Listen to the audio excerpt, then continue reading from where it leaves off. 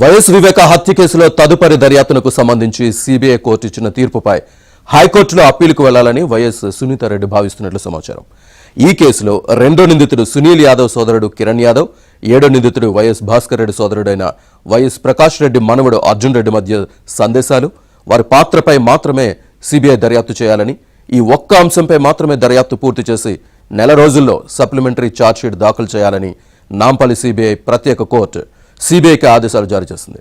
ఈ నెల 10వ తేదీన ఇచ్చిన ఈ తీర్పుకు సంబంధించిన అధికారిక తీర్పు కాపీ మంగళవారం వెలువడింది. ఈ నేపథ్యంలో ఆ తీర్పుపై తెలంగాణ హైకోర్టులో అప్పీలుకు వెళ్లాలని డాక్టర్ సునీతారెడ్డి యోచిస్తున్నట్టు తెలుస్తోంది.